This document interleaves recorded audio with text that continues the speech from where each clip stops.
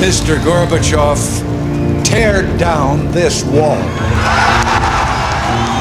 They are here in the tens of thousands. Here the feeling is the end of the Cold War.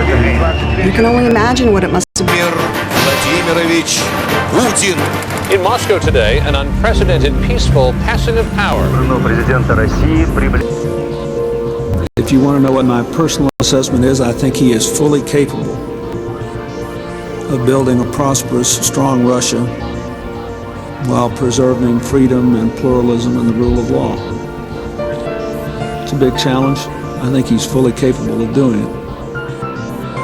Myself, I don't trust the Soviets.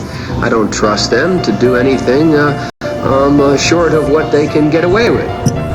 And it is both our responsibility and our privilege to fight freedom's fight. Прежде всего, конечно, Соединенных Штатов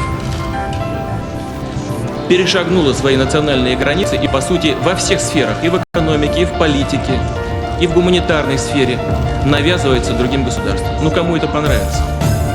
Кому это понравится? Очень крайне опасно. И ведет к тому, что никто уже не чувствует себя в безопасности. Я хочу это подчеркнуть. Никто не чувствует себя в безопасности. Putin echoed Cold War rhetoric, accusing the U.S. of making the world unsafe. Premier Vladimir Putin left no doubt who he sees as responsible for the current global crisis. United States. I look forward to working with Mr. Putin and explaining my point of view and my attitude about the post-Cold War era. I'm going to look him right in the eye and say, you're no longer the enemy. And we're not your enemy. Surely we can work together. We're a peaceful nation.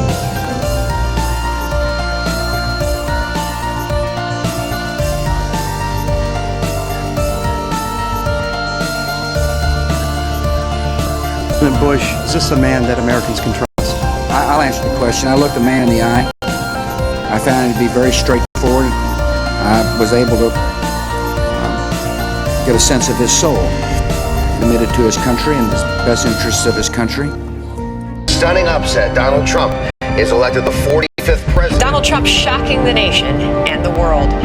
President Putin called me up very nicely to congratulate me on the win of the election. He then from pushing the president to confront Putin about Russia's interference in the 2016 election. Vladimir Putin is as clear-eyed and cold-blooded as any foreign leader I have ever seen. It was long and contentious.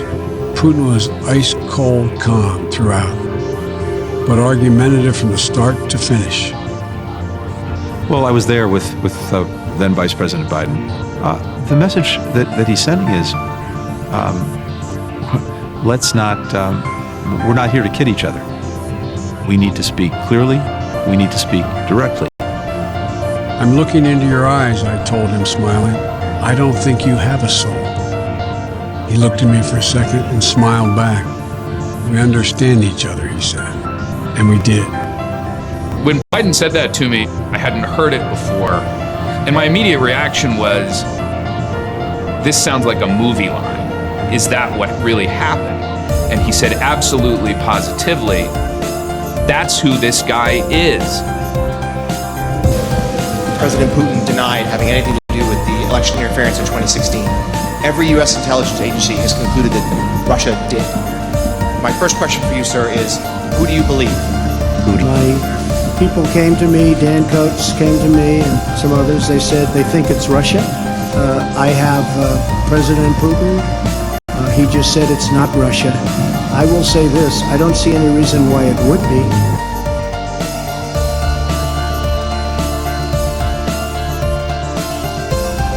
The tone of the conversation was professional, it was direct, but it was very clear where we had our differences. President Biden made very clear where we saw things differently, and so did President Putin.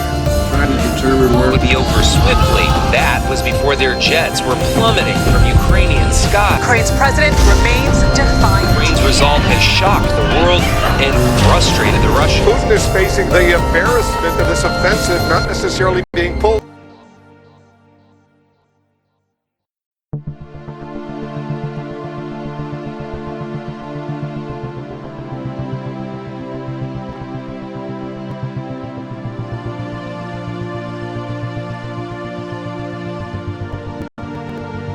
internal politics. Vladimir Putin gives this interview over the weekend. Listen to this. Number one, it's dated, if you will. It's a fantasy of how the world is today. But what does he mean by this? They have one goal, to break up the former Soviet Union in its main part, the Russian Federation.